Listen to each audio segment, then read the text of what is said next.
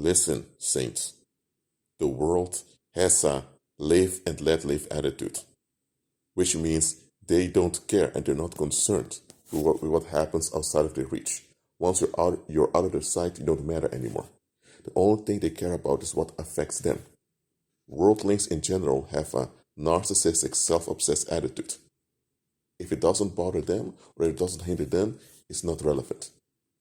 Only when it affects them, only then will they rise up. The only ones worldlings look after are themselves. Worldlings are self-obsessed by default. Now, are they all bad people? There are some exceptions amongst worldlings, but by default, worldlings are self-obsessed. So that means that because they are self-obsessed, that they will hate you when you highlight injustice. Because the moment you highlight injustice, it demands an action on their part. Because if they know about injustice and they do nothing about it, that means they become culpable of the injustice. They hate it when you highlight injustice. Or they hate it when you do something constructive about injustice. Because the moment you do something constructive about injustice by your own initiative, it will expose how uninterested they are, how uninterested and selfish they are in daily life. And that will look very bad on them, and they won't be able to account for it. So when you highlight the darkness that's around you by shining the light on them, they will hate you.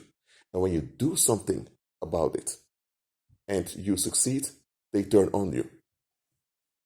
Listen, many of the people that were celebrated as heroes later on used to be hated during their lifetimes.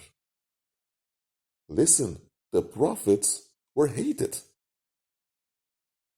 Whether you begin with Abraham, or you begin with Moses, or whatever prophet you pick from the Old Testament, they were all hated.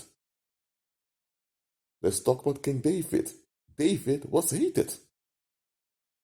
Yeah, he was. David was not beloved, ever. He was hated. Come on. You have this Nephilim over there, Goliath. Nobody dares do something about it. And a shepherd boy of 17 years old, who's rejected by his own father and his own relatives, he does something about it. So actually, this made the Israelite army look bad. Don't tell me the Israelite army was happy with David's heroic action. They were not. This also made the public look bad eventually. Now, in the beginning, people were rejoicing about David killing Goliath, but eventually they realized, hold on a minute, if this 17-year-old shepherd boy who was rejected by his own relatives, if he, by faith, was able to shut down that Nephilim,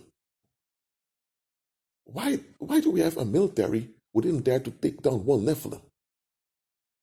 And why are we so proud about our military if they couldn't handle one Nephilim? But David could. I'm telling you, just like David became hated, the moment you do heroic things in line with God's will, people will hate you for it. I'm telling you, Christ himself was hated. John the Baptist, who came before Christ, was hated also.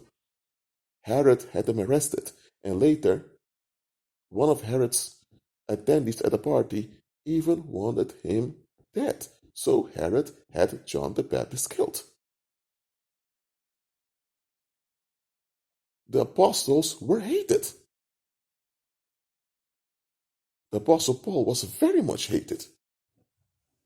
Listen, you are a human being, you are a vulnerable creature. Of course you want to be embraced and you want to be loved by the community. That's natural.